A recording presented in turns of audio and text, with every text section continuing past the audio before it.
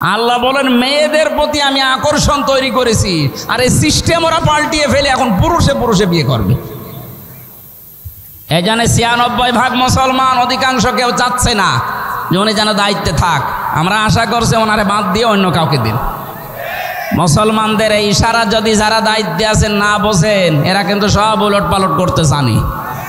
এত বড় জগদ্দল পাথর যদি উল্টিয়ে দিতে পারে যারা দায়িত্বে আছে, আমরাই দিয়েছি তাদের। কথা বলে না কেন? আমি ইঙ্গিতটা আর দিলাম না, যা বলার দরকার বুঝে ফেলেছে ওনারা।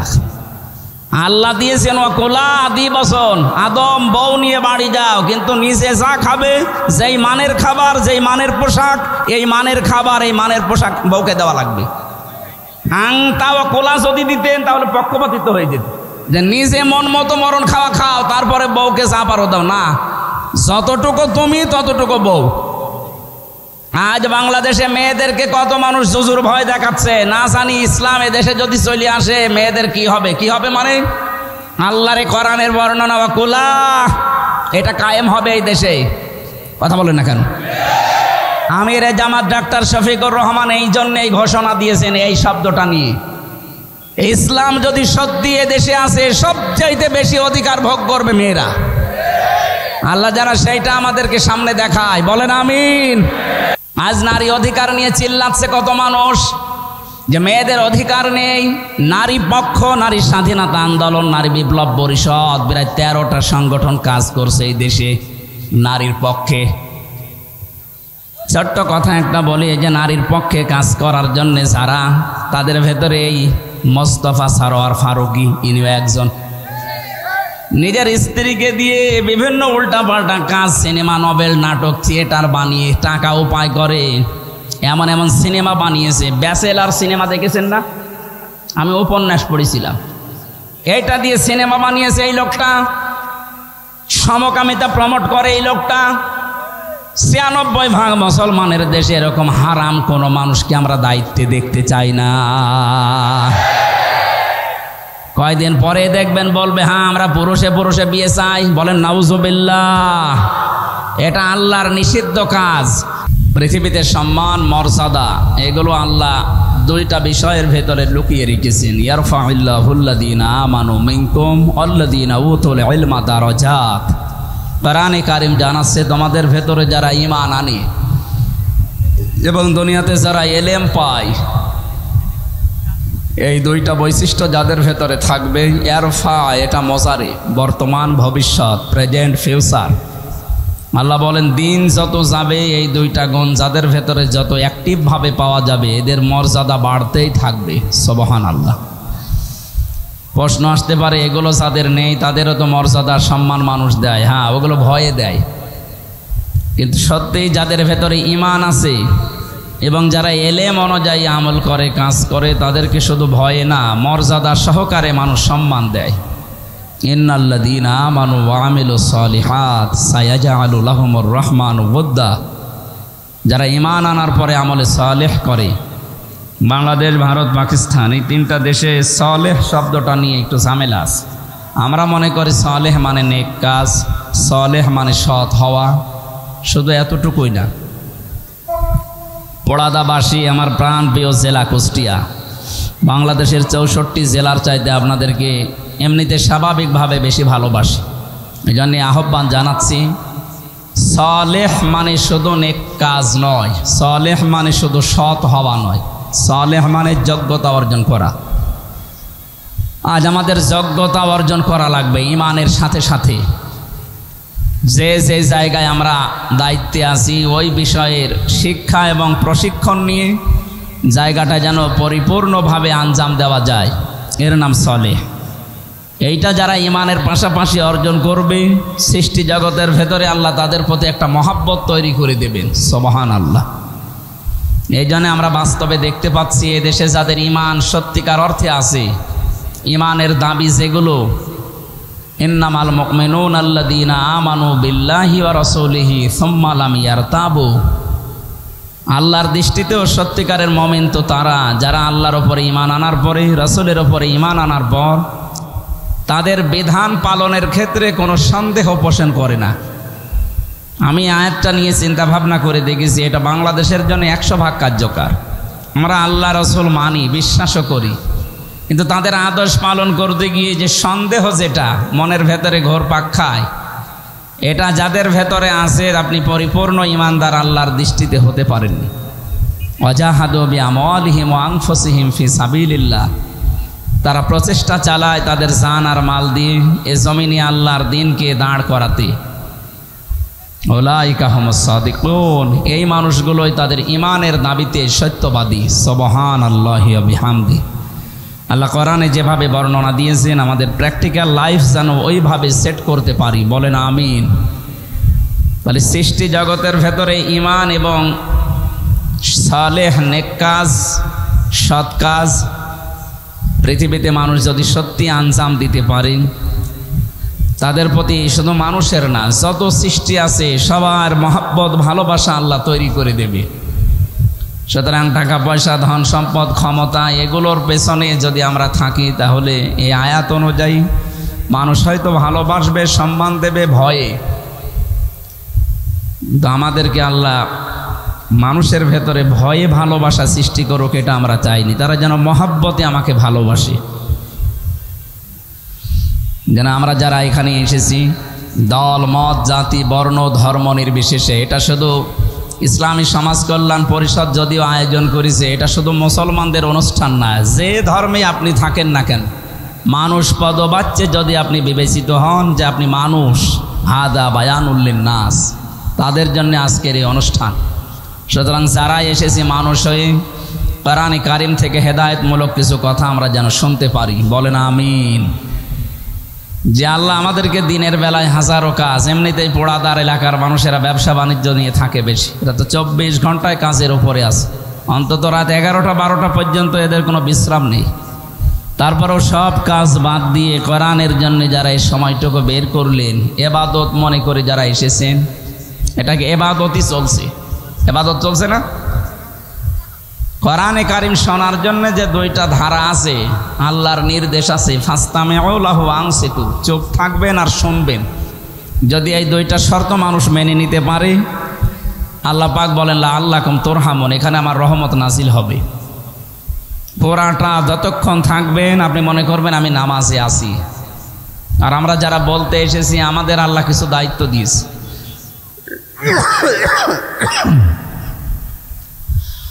আল্লাহ রাব্বুল আলামিন বলেন কিতাবুন উনজিলা ইলাইকা ফালা ইয়াকুন ফি সাদরিকা হারাজুম মিনহু লিতুনযিরা বিহি ওয়া যিকরা লিল মুমিনিন। হে নবী, এ কোরআন যখন মানুষের সামনে উপস্থাপন করবেন, এ কোরআন যখন প্রচার করতে যাবেন, ওই সময় আপনি দুইটা জিনিস খেয়াল রাখবেন। এখানে হারজনের ব্যাখ্যা আমি পেয়েছি দুইটা। এক নম্বরে, কোরআন প্রচার করতে গেলে এমনও মানুষ আপনার সামনে বসে আছে, ওরা কোরআনের কথা না বোঝার কারণে রাগ করতে পারে। এরকম শ্রোতা দেশে নেই? আছে।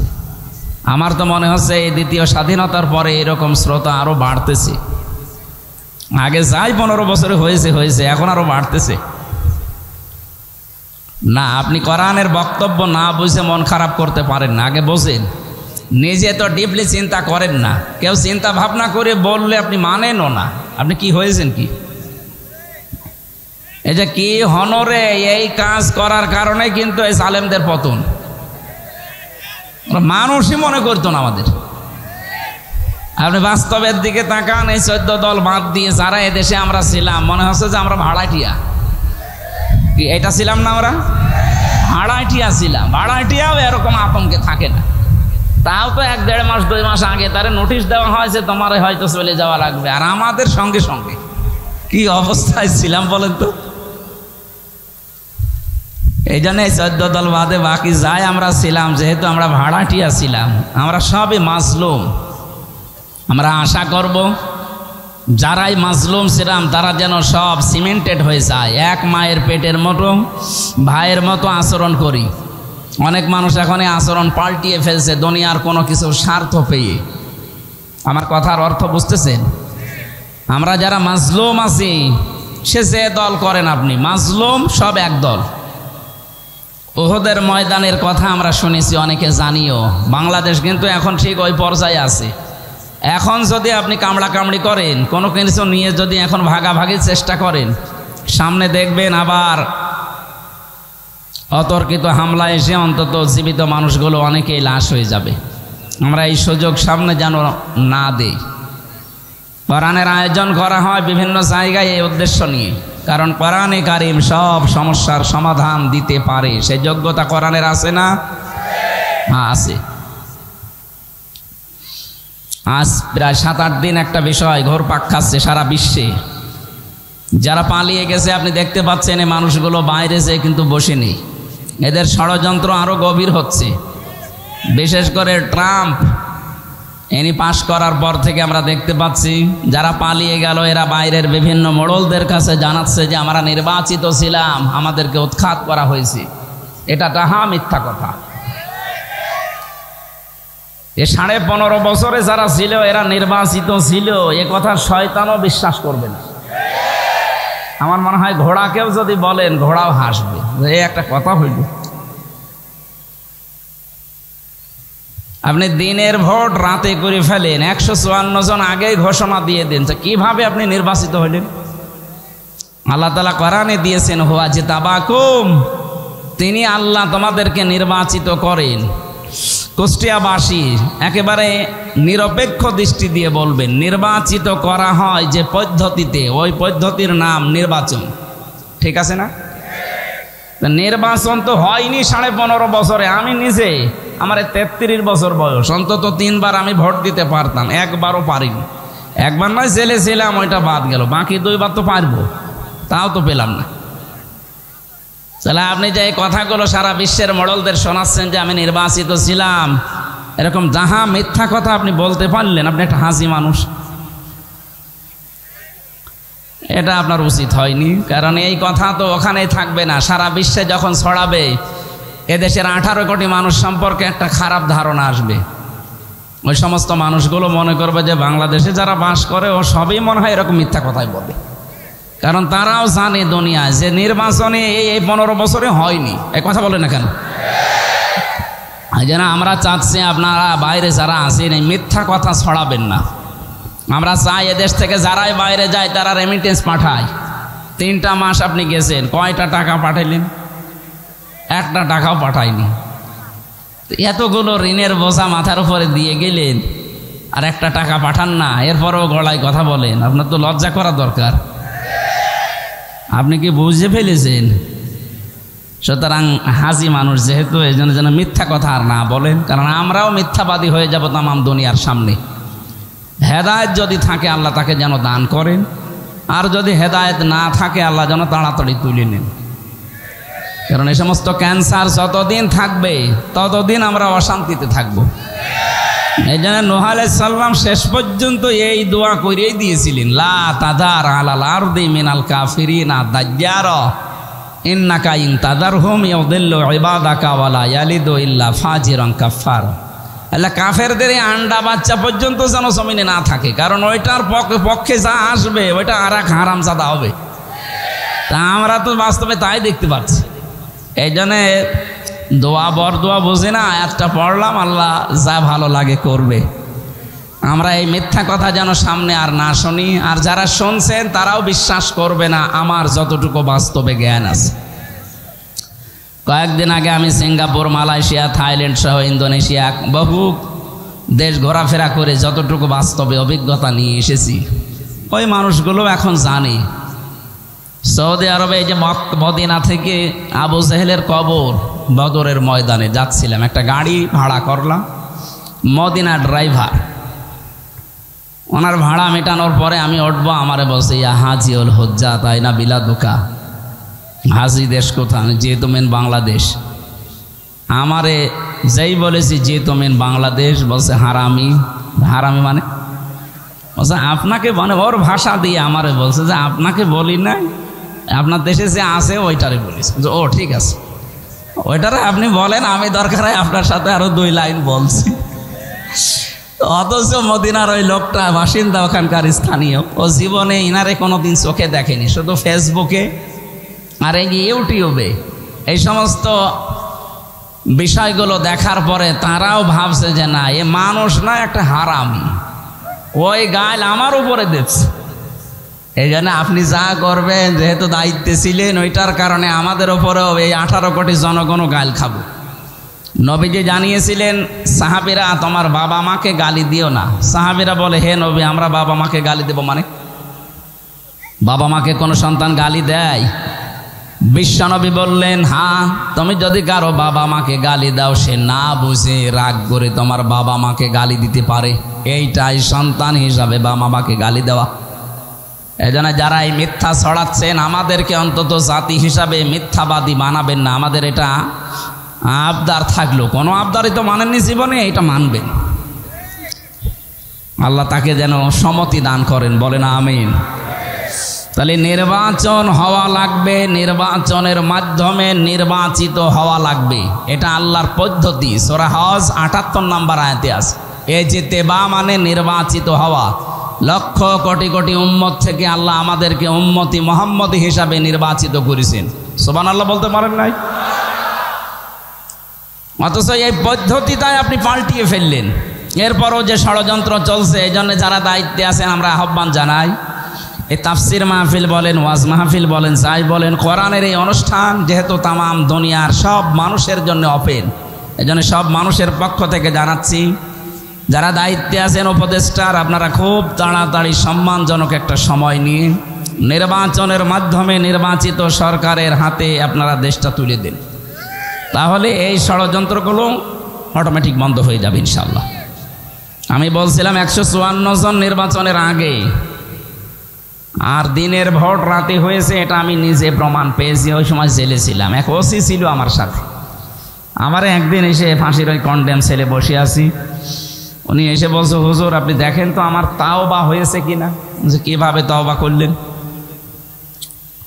বলছে এই যে নির্বাচন গেল, এই নির্বাচনে আমি আমার যে কনস্টেবল আছে, আমার যে এসআই আছে, এএসআই আছে, এদেরকে সাথে নিয়ে আরও কিছু মানুষকে সাথে নিয়েছি। রাত 12টার পর থেকে আল্লাহর নামে আমি ভোট কাটা আরম্ভ করলাম। এই দেখো কোরআন শরীফ আমার সামনে, এইভাবে বলছি যে আল্লাহর নামে আমি ভোট কাটা আরম্ভ করলাম। ফজর পর্যন্ত কাজ শেষ করে বাক্স ভর্তি করে জায়গা মতো পাঠিয়ে দিলাম। এবার আমি গোসল করলাম, ওযু করার পরে 2 রাকাত নামাজ পড়ে বললাম আস্তাগফিরুল্লাহ। হুজুর আমারই তাওবা হয়েছে? না, আপনি তো আল্লাহর কাছে অপরাধ করেননি, আপনি অপরাধ করেছেন হামজার কাছে। এই কথা বলেন না কেন? একটা এমপি বানাতে 3.5 থেকে 4 লাখ মানুষের রায় লাগে, ভোট লাগে, আর আপনি নিজেই সব লোকজন দিয়ে নিলেন। তা আমরা কি ঘাস কাটছি? আমাদের রায় নেবেন না? আপনি কাজ সব উল্টা পাল্টা করে এখন বলছেন আস্তাগফিরুল্লাহ। আল্লাহ কি আপনার কি আল্লাহর কাছে দোষ করেছেন? দোষ তাদের কাছে করেছেন, আগে তাদের কাছে বলেন। কারণ তাওবার নিয়মই এটা। হ্যাঁ, আপনি আস্তাগফিরুল্লাহ পড়তে পারেন, আপনার গুনাহ মাফ হবে হয়তো, কিন্তু আল্লাহর সাথে যেগুলো সম্পর্কিত ওইগুলো, বান্দার সাথে সম্পর্কিত অপরাধ আস্তাগফিরুল্লাহ মাফ হয় না, তার কাছে আগে ক্ষমা চাওয়া লাগে। কেউ যদি তাওবা করে, আস্তাগফিরুল্লাহ পড়লে জীবনের গুনাহ মাফ হয়, আর তাওবা করলে শুধু গুনাহ মাফ হয় না, ওর পেছনের অপরাধ আল্লাহ মাফ করে বাকি জায়গাটা নেকি দিয়ে পাল্টিয়ে দেয়। এটাকে আমি বানিয়ে বললাম। সূরা ফুরকানের 71 নম্বর আয়াতে আছে, ইল্লা মান তাবা ওয়া আমানা ওয়া আমিলা আমালান সালিহান ফাউলাইকা ইউবাদদিলুল্লাহু সাইয়্যাতিহিম হাসানাত। এই যে এই মাঝখানে উলাইকা আছে, এর আগে ফা আছে। আরবি গ্রামার অনুযায়ী ফা ব্যবহার করা হয় 13টা অর্থে। এখানে উপরের শর্তগুলো যদি কেউ মেনে নিতে পারে, আল্লাহ যেন তার কুদরতের আঙ্গুল এইভাবে করে দেখাচ্ছে যে এই পোড়াদার মানুষগুলো। প্রশ্ন আসতে পারে, পোড়াদা আল্লাহর মনে আছে? মনে নেই মানে? এই উলাইকার ভেতরে পোড়াদাও আছে। আল্লাহ পাক বলেন কুষ্টিয়া জেলার পোড়াদার এই মানুষগুলো যারা বসে বসে নীরবে আমার কালাম শুনছে, তাদেরকে বলে দেন ওরা যদি বাড়ি থেকে এই নিয়তে আসে, ইল্লা মান তাবা, যে আল্লাহ আমি যাই করেছি আজকে আমি তাওবা করে ভালো হয়ে যাব, এই নিয়ত আমাদের নেই? এই কথা বলে না কেন? এই নিয়ত নিয়ে যারা এসেছি, আল্লাহ আমি যাই করেছি বিগত জীবনে, আজকে কিন্তু আমি সত্যিই কোরআন শুনতে যাচ্ছি, ভালো হয়ে যাব। তাওবা করার মাধ্যমে ওই মানুষগুলো যদি ঈমান আনার পরে ভালো ভালো কাজ করার সিদ্ধান্ত নিয়ে ফেলে, কি করব আমি জানো? ফাউলাইকা, এই মানুষগুলোর জন্যে ইউবাদদিলুল্লাহু সাইয়্যাতিহিম হাসানাত, দুইটাই বহুবচন। আমি নিজে বদল করে দেব তাদের জীবনের যত অপরাধ ছিল ওইগুলো শুধু বদল করে ফাঁকা করব না, পুরা জায়গাটা নেকি দিয়ে পাল্টিয়ে দেব। এই জন্য আমাদের উচিত হচ্ছে, আপনি অপরাধ করেছেন যার কাছে, ক্ষমা চাবেন তার কাছে।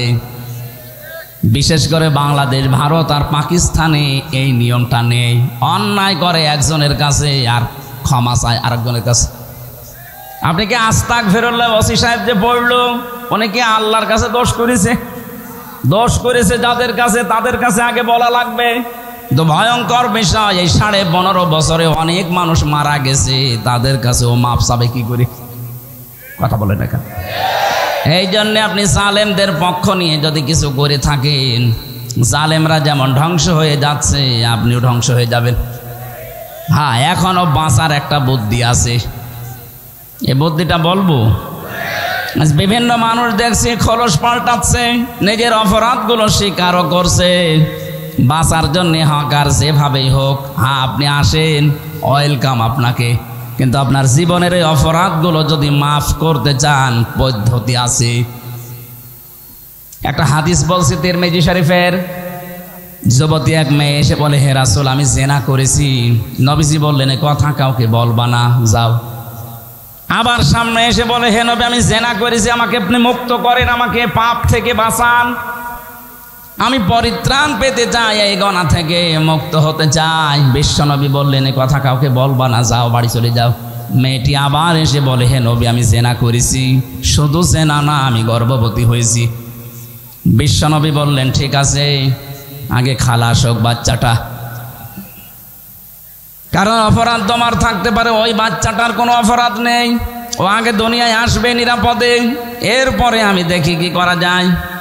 যখনই সন্তান এসেছে সঙ্গে সঙ্গে বলেন, হে নবী আপনি আমার বিচার করেন, কারণ আমি কোরআন পড়ি, আমি কোরআন বুঝি, আমি নিজে জানি দুনিয়ায় 3টা অপরাধের শাস্তি আল্লাহ ডবল করে দেবে। আমি কি যে যৌবনের তাড়নায় শয়তানের ধোঁকায় এ কাজ করে ফেলেছি, আমি মাপ নিয়ে ক্ষমা নিয়ে মুক্ত হয়ে তারপরে আল্লাহর কাছে যেতে চাই। কারণ এই অপরাধ নিয়ে যদি আমি আল্লাহর কাছে চলে যাই, উনি যখন বিচার করবেন, একটা না কয়টা, ডবল বিচার করবেন। সূরা ফুরকানের ৭০ নম্বর আয়াতের ভেতরে আছে, ইউদাআফু লাহুল আযাবু ইয়াওমাল কিয়ামাতি ওয়া ইয়াখলুদ ফীহি মুহানা। এই যে ইউদাআফ লাহুমুল আযাব, আল্লাহ বলেন তার জন্য আমি ডবল শাস্তি রেডি করলাম। একবার বিচার না, ডবল বিচার হবে। করলে কয়টা? জবাব দেবেন ছাত্রের মতো, কয়টা? 1 নম্বরে, আল্লাযীনা লা ইয়াদউনা মা'আল্লাহি ইলাহান আখারা, যারা আল্লাহকে ডাকে কিন্তু তার পাশাপাশি অন্য কাউকে যারা ডাকে। এই রোগটা বাংলাদেশে সবচাইতে বেশি। আল্লাহকে আপনি ডাকছেন, জিকির করছেন, তাকে স্মরণ করছেন, হঠাৎ কিছুক্ষণ পরে দেখা যাচ্ছে আল্লাহর পাশাপাশি তারা অন্য কাউকে ডাকছে। ইয়া আলী বাবা, শাহ আলী বাবা, কেল্লা বাবা, ফতে বাবা, লালনের বাবাও ডাকে। কুষ্টিয়া জেলায় জন্ম নিয়ে একটা ঝামেলায় আছি। সারা দেশে যেখানে যায় তারা একটা কথা বলে, হুজুর পৃথিবীর এই একটাই জায়গা যেখানে পুলিশ পাহারা দিয়ে গাঁজা খাওয়ায়। যেহেতু জন্ম আমার এ জেলায়, কিছু বলতেও পারি না, মাথা নিচু করে বলে কি বলবো, ঠিক আছে। আমার মনে হয় এই গনার কাজটা তুলে দেওয়া দরকার। গাঁজা পেলে যেখানে পুলিশ ধরে নিয়ে যায়, এতে পুলিশ বসে আছে, পুলিশ ধরে নিয়ে জেলে দেয়, সে গাঁজা ওরা পাহারা দিয়ে খাওয়ায়, সে জেলা এটা। এতদিন যারাই ছিলেন তারাও মুসলমান ছিলেন, তারা এটা কি করে জিয়ে রাখলেন আমি বুঝি না। এটা আমার মনে হয় তুলে দেওয়া দরকার ছিল। আর শরীয়ত সম্মত পর্যায়ে আল্লাহর বান্দা যারা তাদের যেভাবে জিয়ারত করা দরকার এভাবে করেন। প্রকাশ্য শিরিক চলে সেখানে, সেজদা দিচ্ছে মাজার, এ কথা বলে না কেন? তাহলে শাস্তি হবে ডবল তাদের যারা আল্লাহকে ডাকে। আল্লাহকে ডাকে না তা না, মা আল্লাহ ইলাহান আখারা, আল্লাহর সাথে অন্য কাউকে যারা যোগ করে। আমি নাম নিলাম না, বহু দরবারে বহু জায়গায় আল্লাহর পাশাপাশি অন্য অন্য নামে জিকির হয় না? আপনি বুঝে করেন আর না বুঝে করেন, এই আওয়াজ যদি আপনার কানে যায় আজকে থেকে আপনি বিরত থাকবেন, নয়তো আপনার শাস্তি হবে ডবল। 2 নম্বরে ওয়াল্লাযিনা ওয়ালা ইয়াকতুলুনা নাফসাল্লাতী হারামাল্লাহু ইল্লা বিল হক, আদালত কর্তৃক বিচারালয় কর্তৃক যার প্রতি হুকুম দেওয়া হয়নি যে তাকে মেরে ফেলো, হত্যা করো, অথচ তাকে আপনি মেরে ফেললেন, এই কারণে আপনার শাস্তি হবে ডবল। এই কথা বলেন না কেন? 3732 জন মানুষ আগস্টের 5 তারিখ আর আগ পর্যন্ত মারা গেল। যার নির্দেশই হোক মারা তো গেছে। একটার পক্ষেও কোনো দলিল আছে আপনার যে একে মেরে ফেলার জন্য আদালত রায় দিয়েছে? কোথায় পেলেন আপনি? যার ইশারা মতো এ কাজ হয়েছে সে আর কিছু না হোক হুকুমের আসামি তো হবে। পৃথিবীর ইতিহাস দ্বারা পাল্টিয়ে ফেলেছেন, বিশেষ করে 2006 সালের অক্টোবরের 28 তারিখে বহু ইতিহাস দুনিয়ায় পড়েছি, কিন্তু মানুষ মেরে ফেলার পরে লাশের ওপরে ড্যান্স দেওয়া এটা আমি পড়িনি, দেখলাম নিজে। তারপরের বছর আমার একটা মাহফিল ছিল সিরাজগঞ্জে, ওখান থেকে আসছিলাম, তখন বাসে চলাফেরা করতাম, বাসে ড্রাইভারের পেছনে বসে আছি, বিশ্ব রোডের ওপর দেখে একটা কুকুর পড়িয়ে মরে আসি। ড্রাইভার সাহেব কুকুরের ওপর দিয়ে না দিয়ে বাম দিয়ে দিল। বললাম ভাই আপনি এমন করলেন, এখনই তো অ্যাক্সিডেন্ট হয়ে যেত। বলছে দেখছেন না একটা কুকুর পড়ে আছে, আমি ডবল করে চাকা চালিয়ে দেবো, আমার বিবেক নেই? আমি বললাম ভাই ও তো মরে গেছে, ওর মারলে ফেললেই কি আর না মারলেই কি? ড্রাইভার আমাকে বলছে হুজুর আপনি কি আসলেই হুজুর নাকি বেশ ধরেছেন? আপনি কেমন হুজুর? আপনি দেখতে পাচ্ছেন একটা মরা জিনিস পড়ে আছে, কুকুর হোক, কিন্তু তো মরে গেছে, আমি ডবল করে আমার চাকা ওর উপরে চালাবো, আমার বিবেক নেই? আমি বললাম ভাই আপনার নাম কি? বলছে সুব্রত। তার মানে হিন্দু মানুষ। ওরে পিঠের উপরে থাবা দিয়ে বলেছিলাম ভাই আপনি একটা হিন্দু, আপনার ইমান নেই কিন্তু আপনার বিবেক আছে, মরা জিনিস আপনি ডবল করে মারতে পারলেন না, বাম দিয়ে গাড়ি চালিয়ে দিলেন।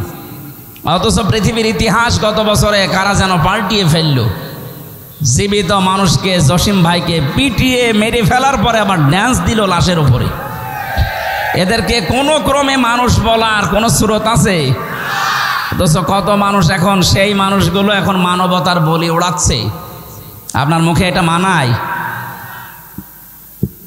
যারা মানুষ হত্যা করেছেন সে যেভাবেই হোক আপনার শাস্তি হবে ডবল। হ্যাঁ, বাঁচার পদ্ধতি আমি বলছি সামনে, যদি ওটা করতে পারেন বাঁচতে পারবেন। 3 নম্বরে ওয়ালা ইয়াজনুন, জেনা করা যাবে না। হে নবী আমি তো করে ফেলেছি। আজ জেনার ছড়াছড়ি চলছে না? কিয়ামতের আগে কয়েকটা জিনিস বেড়ে যাবে, তার ভেতরে অন্যতম এই বুড়ো জেনাখোর বেড়ে যাবে। আমরা এখন সেগুলোই দেখতে পাচ্ছি, যেইটাই ধরা পড়ছে দেখতে যার 5 মিনিট 7 মিনিট করে ভিডিও ক্লিপ ফাঁস হচ্ছে। 70 বছর 75 বছর বয়স, ওর তো এমনি ঘুম এসে যাওয়া দরকার। ওরে নাকি রাত 12টা 2টা 3টা পর্যন্ত ঘুম পাড়ানো লাগতো আল্লাহর ওলিদের দিয়ে। নাউজুবিল্লাহি মিন যালিক। আপনার চরিত্র কত নিচে নেমেছে আপনি নিজেও জানতে পারছেন না।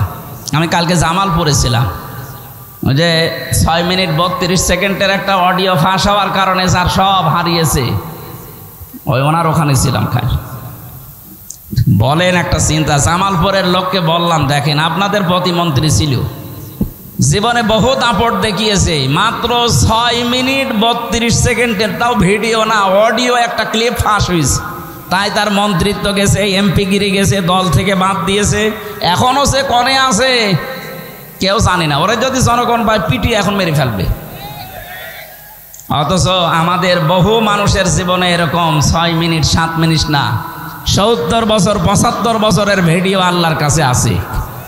বলেন একটা বারের জন্য যদি চিন্তা আসে এই টাকলা মুরাদকে নিয়ে, তাহলে আপনার জীবন তো পাল্টিয়ে যাওয়া দরকার। যে মানুষগুলোকে এখন দেখছে আদালতে তুলছে, অধিকাংশ মানুষের জীবনে শুধু জেনা জেনা আর জেনা। একটা মানুষকে বলেন যে না এটা ভালো ছিল, দরবেশ বাবা অন্যের বউ নিয়ে আল্লাহ রাস্তায় চলে গেছে। আর বাকিগুলো তো বলার মতো কায়দা নেই। প্রত্যেকটা চরিত্র আমরা এটা দেখতে পাচ্ছি। এই জন্য জেনা যারা করেন তাদের শাস্তি হবে ডবল। হ্যাঁ, মাপ পাওয়ার জন্য বলছিলাম না একটা পদ্ধতি আছে, এই যে এই মেয়েটার জীবন থেকে শোনে। নবীজি বললেন ঠিক আছে বাচ্চা হোক আগে। 2 বছরের ভেতরে যখন এসেছে বাচ্চাটা নিয়ে, নবীজি বলেছেন 2 বছর তোমার দুধ খাওয়ানোর অধিকার ছিল এই বাচ্চার উপরে, কারণ এর বাবাটা এখন নেই। দুধ খাওয়ানোর দায়িত্ব মায়ের না বাবা? না না, আপনি আলেন, আন্দাজে বলেন। দেখেন বড় বড় হুজুর বসে আছে। দুধ খাওয়ানোর দায়িত্ব বাবার না মায়ের? মা। আমি আলেমদেরকে বলছি এবার সূরা বাকারা 2 নম্বর পারা 17 নম্বর পৃষ্ঠার 1 নম্বর লাইনের 233 নম্বর আয়াতের মাঝের অংশে আছে আল্লাহ পাক বলেন ওয়াল ওয়ালিদাতু ইরদি'না আওলাদাহুন্না হাওলাইনি কামিলাই।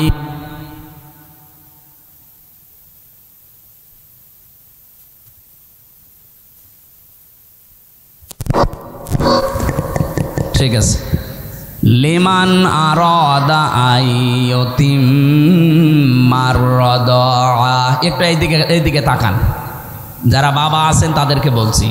এখানে মোজাক্কার শব্দ আল্লাহ দিয়েছেন, মুআন্নাস দেয়নি। এই যে হাফেজ মাওলানা জুলফিকার আলী কুমারখালী বসে আছে, মাওলানা আবুল হাশেম আছে, শব্দটা আল্লাহ মুআন্নাস দেননি, মোজাক্কার পুরুষের শব্দ দিয়েছেন। দুধ খাওয়ানোর দায়িত্ব বাবার, মায়ের না। মা যদি এ দায়িত্ব পালন না করে গোনা হবে না, কিন্তু বাবা এ দায়িত্ব পালন না করলে গোনা হবে। এখন যদি বলেন বাবার তো জিনিসপত্রই নেই, হ্যাঁ চলো তো তাই, আমাদের জিনিস আছে নেই, আমাদের নেই, এই জন্য দায়িত্বটা মাকে দিয়ে আমরা পালন করাই। কোনো মা যদি পালন করতে না চায়, যদি বলে তোমার এক একটা সন্তানের জন্য 5 লাখ করে টাকা দেওয়া লাগবে, 2 বছর দুধ খাওয়াবো, তাই দেওয়া লাগবে। এ মাইকে বলা তো ঠিক হইল না। আমারও তো আছে, ম্যাডাম যদি দেখে বলবে যে তোমার মেয়ে আছে এই যে 42 দিন বয়স, 5 লাখ করে টাকা দাও, নাই তো তোমার মেয়ে তুমি নিয়ে যাও। থক্কু, এটা বলা ঠিক হয়নি, এই গোপন কথাটা না বলাই ভালো ছিল। আমার উদ্দেশ্য ছিল এখানে এইটা, নবীজি এই ছোট্ট মানুষের জীবনের অধিকারও ভুলে যাননি। হ্যাঁ, বাবার কথা বলতে পারতেন, কারণ তার বাবার তো ঠিক নেই, এই জন্য বাবা পাবেন কোথায়? সন্তানটা তো আর বাবা ঠিক নেই, এই জন্যই তো বিচার হচ্ছে। নবীজি বাচ্চাটাকে একটা সাহাবীর আন্ডারে দিয়ে দিলেন, মেয়েটাকে গর্তের ভেতরে মাজা বুক পর্যন্ত গেড়ে দিয়ে পাথর মারা আরম্ভ করলেন। হযরতে খালিদ ইবনে ওয়ালিদ বলেন একটা পাথর নিক্ষেপ করলাম, তার নাকের ওপরে লেগে আমার কাছে ফিনকি দিয়ে রক্ত এসে লেগেছে। আমি ভৎসনা দিয়েছি, বরদোয়া দিয়েছি। নবীজি কথাটা শোনার পরে বললেন, খালিদ থামো, এ কথা বলবা না। আমি নবী, তুমি নবী না। আমি যা জানি তুমি জানো না, আমি যা দেখি তুমি দেখতে পাও না। আমি দেখতে পাচ্ছিলাম এই মহিলার যে অনুশোচনা, এই মহিলার যে তাওবা, এই মেয়েটা আজ তার এই অপরাধের জন্য যে শাস্তিটা নিয়ে গেল, এটা একটা ইতিহাস হয়ে থাকবে। কিয়ামত পর্যন্ত কোন জালেমও যদি এইভাবে তাদের অপরাধের শাস্তি নিয়ে যেতে পারে, আল্লাহ তাকেও মাফ করে দেবেন।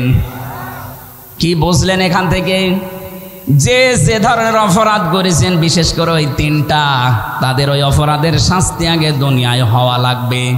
যার কাছে অপরাধ করেছেন তার কাছে গিয়ে বলবেন যে ভাই এই অপরাধটাই 15.5 বছরে করে ফেলেছি, এখন কি করবেন বলেন। ও যদি বলে আপনার জন্য আমার ব্যবসা বন্ধ হয়ে গেছে, আপনার কারণে আমি বিনা কারণে 10 বছর 8 বছর জেলখানায় ছিলাম, কিচ্ছু জানি না, আপনার কারণে আমার যে জায়গায় যাওয়ার দরকার ছিল ওই জায়গায় আমি যেতে পারিনি, আপনি চাঁদাবাজি করে মাস্তানি করে বিভিন্ন কায়দায় আমাকে হয়রানি করেছেন, মাফ করে দিতে পারি, আগে এগুলো ফেরত দিন। উনি যদি আপনার কাছে ক্ষতিপূরণ চাই, আমার নিজেরটাই বলেন তো, এই যে 3টা বছর আপনি বিনা কারণে আমাকে আটক করে রাখলেন, কিছুদিন আগে তো আমার মামলা সব খারিজ হয়ে গেছে, আদালত কর্তৃক প্রমাণিত যে আমি নির্দোষ, আমার কোনো দোষ নেই, তাহলে আমার এই মামলার আয়ুর সাথে যারা টপ টু বটন জড়িত, আমি চাই আমার বাবার কাছ থেকে যত টাকা নিয়েছেন এ টাকাগুলো সব ক্ষতিপূরণ ফেরত দেন। দোষী হলে কিছু বলতাম না, যেহেতু নির্দোষ, তাহলে টাকাগুলো আপনি ফেরত দেবেন আগে। 2 নম্বরে আমাকে যেমন রিমান্ডে নিয়ে মাটির নিচে রেখেছিলেন, আপনাকে আমি 10 দিন রিমান্ডে নিতে চাই। 3 নম্বরে আমি 3 বছর ছেলের ফাঁসির কন্ডেম ছেলে ছিলাম, আপনাদেরকেও রাখতে চাই। এরপরে আমি বলবেন আস্তাগফিরুল্লাহ, আপনাকে আল্লাহ মাফ করে দেবেন। আমারটা দিয়ে বললাম সারা দেশের অবস্থায় এই যারা আজ বাঁচতে চান অপরাধ করার পর, যদি তাওবা করে জীবনের অপরাধগুলো নেকি বানিয়ে নিতে চান, যার যার কাছে 15.5 বছরে অপরাধ করেছেন তার কাছে আগে স্বীকার করবেন, তার ক্ষতি দেবেন, ক্ষতিপূরণ দেবেন, ওর কাছে মাফ চাবেন। এরপরে মসজিদে এসে বলবেন আস্তাগফিরুল্লাহ। আমার কথা ক্লিয়ার? না বোঝার ভান করে আছেন কেউ? অনেকে এখনো রাজি না এই তাওবা করতে, খালি আস্তাগফিরুল্লাহ পড়তে রাজি আছে। ওই ওসি সাহেবের যেমন তাওবা হয়নি, আপনারটাও হবে না। আশা করছে তাওবা যদি করেন এইভাবে করবেন। আল্লাহ আমাদের তৌফিক দিন, বলেন আমিন। আমরা তেলাওয়াতকৃত আয়াতের যে ব্যাখ্যা করার জন্য বসেছি, সূরা আলে ইমরান 14 নম্বর আয়াত। এখানে আল্লাহ 7টা বিষয়কে আকর্ষণীয়, লোভনীয়, এই বিষয়গুলো আমাদের সামনে আছে। এর পরের আয়াতে আছে কুল আউ নাব্বিউকুম বিখায়রিম মিন যালিকুম, এর চাইতেও তোমাদেরকে আমি উত্তম জিনিসের কথা বলবো বা খবর দেব। সে খবর আমরা পরে দিচ্ছি, আগে দেখি কোন কোন জিনিস আমাদের কাছে আকর্ষণীয় বেশি। যুজ্জিনা লিন্নাসি হুব্বুশ শাহাওয়াতি মিনান নিসা, এই পৃথিবীর যত মানুষ আছে প্রতিটি মানুষের জন্য আকর্ষণীয়, লোভনীয়, সুশোভিত করে দিয়েছি আমি 7টা জিনিসকে। তার 1 নম্বরে নারী। কি বললাম? বলেন বলেন। প্রতিটি মেয়ে লোকের ভেতরে আল্লাহ আকর্ষণ, এই ভালোবাসা, এই মায়া লুকিয়ে রেখেছেন। এই জন্য আদম নবীকে আল্লাহ যেদিন বানিয়েছেন, কিছুদিনের ভেতরেই তার বাম পাঁজরের হাড় থেকে হাওয়া আলাইহিস সালামকে বানিয়েছিলেন। হযরতে হাওয়াকে বানিয়েই তিনি তার বাম পাশে রেখে দিলেন। হযরতে আদম ঘুম থেকে উঠে দেখলেন একজন সুন্দরী। হযরতে হাওয়া এত সুন্দর ছিলেন, আমি তাফসিরে হাক্কানিতে পড়েছি 4 জন মেয়ে লোককে আল্লাহ পৃথিবীর সব চাইতে সুন্দর বানিয়েছিলেন, তার ভেতরে হাওয়া একজন। হযরতে আদম ঘুম থেকে উঠেই তিনি তাকালেন এবং ধরতে গেলেন। আল্লাহ বলেন তাকানোও যাবে না, ধরাও যাবে না। হযরতে আদম ওই সময় বলেছিলেন, মাবুদ কি আকর্ষণের ভেতরে দিয়েছ আমি জানি না, আমি তাকাতেও চাই, ধরতেও চাই। আল্লাহ পাক বলেন হ্যাঁ তাকানো যাবে, ধরাও যাবে, বিয়ে করা লাগবে। এখান থেকে প্রমাণ হয় বিয়ের আগে মেয়ে লোকের সাথে প্রেম করা জায়েজ নেই।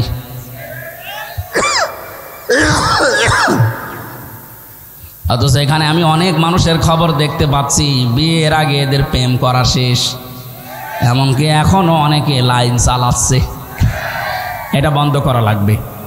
বিয়ের আগে প্রেম করা জায়েজ নেই, প্রেম হবে বিয়ের পরে। যারা করছেন তারা ছেড়ে দেবেন। হাত তোলেন তো। এই যে কয়েকজন আছে, আমি মুরব্বী মানুষ, হাত তোলার দরকার কি? আপনি আবার কিসের প্রেম করেন? আপনার জীবনেও প্রেম আছে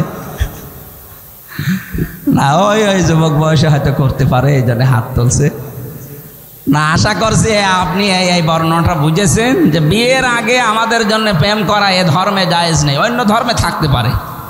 কি কথা বলেন না কেন? হযরতে আদম বলছে আল্লাহ বিয়ের পর বিয়ে করতে আমি রাজি আছি, আমাদের দেনমোহর দেওয়া লাগবে। বলছে আমি কোথায় পাবো? এখানে বহু মানুষ আমরা জানি, এরা নামাজের ফরজ কয়টা পেটে বম মারবেন বলতে পারবে না, বিয়ে করা ফরজ এটা জানে। এটা জানে না। বিয়ে হয়ে গেল, আদম নবীকে আল্লাহ বলেছিলেন কুলনা ইয়া আদম উসকুন আনতা ওয়া যাওজুকাল জান্নাহ, যাও এবার বউ নিয়ে বাড়ি চলে যাও। জান্নাত হযরত আদমের বাড়ি, আর জান্নাত আমাদের বাবার বাড়ি। কি বলেন না কেন? তাহলে আয়াত থেকে প্রমাণ পাওয়া যায় বিয়ে করে বউ বাবার বাড়ি নিয়ে যাওয়া লাগবে। অথচ আমাদের এই কুষ্টিয়া জেলায় বহু মানুষ আছে বিয়ে করে নিজেও থাকে ঘর জামাই। ঘর জামাই দেশে নেই? আরে ভাই বিয়ে করে আপনি বাবার বাড়ি নিয়ে যাবেন, আপনি নিজে সহ থেকে যাচ্ছেন।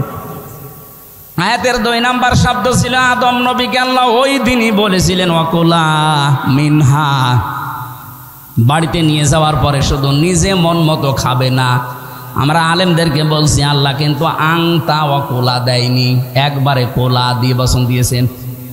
আজ নারী অধিকার নিয়ে চিল্লাচ্ছে কত মানুষ যে মেয়েদের অধিকার নেই। নারী পক্ষ, নারী স্বাধীনতা আন্দোলন, নারী বিপ্লব পরিষদ, প্রায় 13টা সংগঠন কাজ করছে এই দেশে নারীর পক্ষে। ছোট্ট কথা একটা বলি, এই যে নারীর পক্ষে কাজ করার জন্য যারা, তাদের ভেতরে এই মোস্তফা সরোয়ার ফারুকী, ইনিও একজন।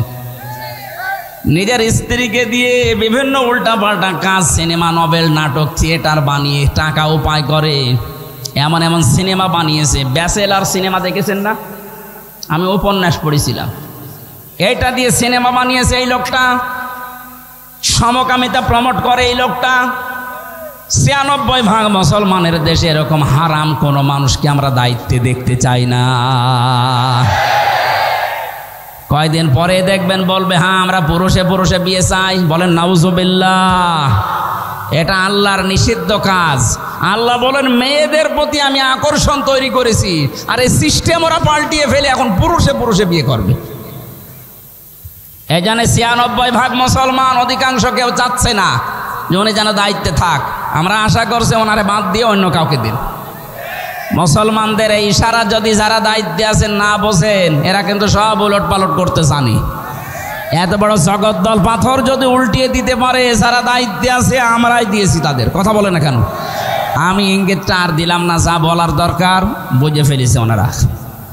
আল্লাহ দিয়েছেন ও কোলা আদি বসন, আদম বউ নিয়ে বাড়ি যাও, কিন্তু নিজে যা খাবে, যেই মানের খাবার, যেই মানের পোশাক, এই মানের খাবার, এই মানের পোশাক বউকে দেওয়া লাগবে। আংতা ও কোলা যদি দিতেন তাহলে পক্ষপাতিত্ব হয়ে যেত, যে নিজে মন মতো মরণ খাওয়া খাও, তারপরে বউকে যা পারো দাও না। যতটুকু তুমি ততটুকু বউ। আজ বাংলাদেশে মেয়েদেরকে কত মানুষ জুজুর ভয় দেখাচ্ছে, না জানি ইসলাম এদেশে যদি চলে আসে মেয়েদের কি হবে। কি হবে মানে আল্লাহর কোরআনের বর্ণনা বা কুলা, এটা কায়েম হবে এই দেশে। কথা বলেন না কেন? আমির জামাত ডাক্তার শফিকুর রহমান এই জন্য এই ঘোষণা দিয়েছেন এই শব্দটা নিয়ে। ইসলাম যদি সত্যি এ দেশে আসে, সবচাইতে বেশি অধিকার ভোগ করবে মেয়েরা। আল্লাহ যারা সেইটা আমাদেরকে সামনে দেখায়, বলেন আমিন। এরপরে তো আরো যে শব্দগুলো আছে সব শিক্ষামূলক। রাগাদান হাইসো শিতমা ওয়ালা তাকরাবা হাদিহি শাজারা, আমি ওইগুলো যাচ্ছি না, সময় কম তো, এজন্য বাকি পয়েন্টগুলো শেষ করা দরকার। সম্মানিত মা বোনেরা যারা এসেছেন, আপনারা আকর্ষণীয়, লোভনীয়, আপনারা সুশোভিত, এই বিষয়গুলো আল্লাহ আপনাদেরকে দিয়েছেন। এই জন্য 4টা বিষয় দুনিয়ায় মেনে চলা লাগবে। 1 নম্বরে আল্লাহর নবী জানিয়েছেন, ইদা নাজারা ইলাইহা সাররাতুহু, কোন স্ত্রীর দিকে যখন তার স্বামী তাকাবে, যেভাবেই হোক স্বামীকে যেন সে আনন্দ দেয়, খুশি করে। আপনি কথাবার্তা দিয়ে হোক, আচরণ দিয়ে হোক, এমন কোন কায়দা কৌশল দিয়ে তাকে খুশি করবেন, এটা আপনার ইবাদত। 2 নম্বরে ইদা গাবা আনহা হাফিজাতুহু, যখন স্বামী বাইরে থাকবে, স্বামীর সন্তান, স্বামীর সম্পদ এবং আপনার ইজ্জত, আবরু, সম্ভ্রম, এটা আপনি হেফাজত করে রাখবেন।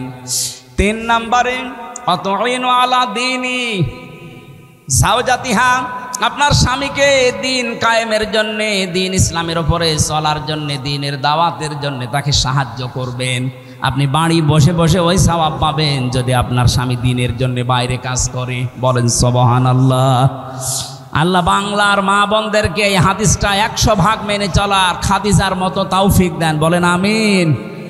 নবীজি বলেন, আমি যতদিন বাইরে থেকে এসেছি দিনের দাওয়াত দিয়ে, কোনদিন আমার খাদিজাকে বিছানায় পিঠ লাগিয়ে ঘুমাতে দেখিনি। যখনই আসতাম, যতবার আসতাম, রাতের বেলায় দেখতাম দরজার সাথে হেলান দিয়ে আমার অপেক্ষায় ঘুমিয়ে আছে। এই জন্য আপনার স্বামীকে আপনি উদ্বুদ্ধ করবেন, সাহায্য করবেন, ছাড় দেবেন। 4 নম্বরে বিশ্ব নবী বলেন, স্বামী যেটা পছন্দ করে যদি জায়েজ হয়, অবশ্যই তোমাকে ওইটা পছন্দ করা লাগবে। আমি স্বামী, আমি আল্লাহর কসম করে বলছি, যত স্বামী এখানে আমরা বসে আছি, প্রতিটা স্বামী আমরা চাই বিয়ের পরে যেন আমাদের মা বাবা আমাদের সাথে থাকে। কথা বলেন না কেন? এই স্বামী যারা আছেন হাত তোলেন তো, বলেন। এটা আমরা চাই না। 100টার 95টা মহিলা এটা চাচ্ছে না। আপনি নামাজ পড়ে রোজা রেখে কালো বোরকা পরে মনে করছেন আমি জান্নাতি হয়ে গেছি, না, পাবেন না। আপনার স্বামী যেটা পছন্দ করে যদি জায়েজ হয়, জীবন থাকতে আপনাকেও পছন্দ করা লাগবে। আল্লাহ আপনাদের 4টা গুণ অর্জন করার তৌফিক দিন। আমি মনে হয় বাকিগুলো শেষ করতে পারলাম না, আর 2 মিনিট আছে আজানের। আজকের মতো শেষ করছি। এরপরে মাহফিল আরও কয়েকটা নেওয়া আছে, একটা ঝাউদিয়া, একটা মিরপুরে, কবরহাটে আছে, ডাঙ্গাপাড়ায় আছে। আমি সাবজেক্ট আকারে কথা বলবো ইনশাল্লাহ। আল্লাহুম্মা আমিন। Rose 24. Enjoy the Holy Quran.